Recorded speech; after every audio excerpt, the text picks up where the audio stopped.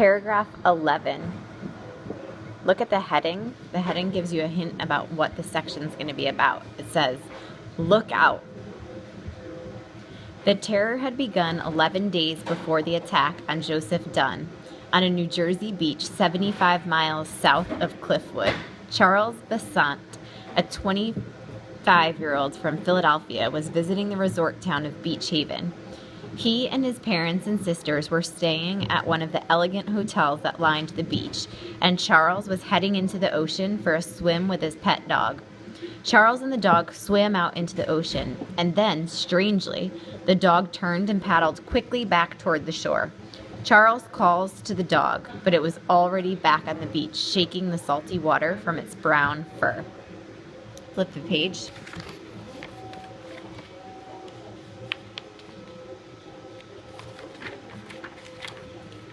Top of page 2, paragraph 13. Suddenly, shouts echoed from the beach. "Look out!" A few people standing at the shoreline could see what Charles could not, a large fin knifing through the water. Charles must have glimpsed the creature seconds before it attacked. It was a massive shark, 8 or 9 feet long, razor-sharp teeth. The massive jaws slammed shut around Charles' left thigh, the teeth tearing through his skin, his muscle, and into his bone. Charles' screams rose above the pounding surf, above the chattering couples and laughing children, above the clinking of silverware and glass drifting out from the hotel's dining room. Many people first assumed that Charles was shouting for the dog to come back into the water. But Alexander Ott knew that something was terribly wrong. He was a lifeguard patrolling the beach. Ott sprinted into the water, and in less than a minute, he had reached the young man. Charles was desperately trying to stay afloat in water, stained bright red from his own blood. Fighting his rising terror, Ott took hold of Charles's arms, but the shark struck again, once again locking its jaws around Charles' thigh. This time, the shark did not let go. 5 other men rushed in to help. The men managed to get Charles to the beach. He was carried into the hotel lobby and gently laid out on a deck where a doctor tried desperately to stop his bleeding. His parents and sisters were with him when he died an hour later.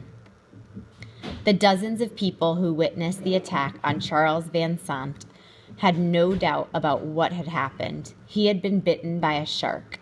Many had seen the beast with their own eyes, that large dorsal fin poking up through the water, the pointed nose. But as the story spread, few people believed it. Yes, Charles Van Sant had been attacked by a large sea creature. But a shark? To most people, that seemed impossible. Most believe it was a swordfish, whose blade-like nose could easily slice through human flesh.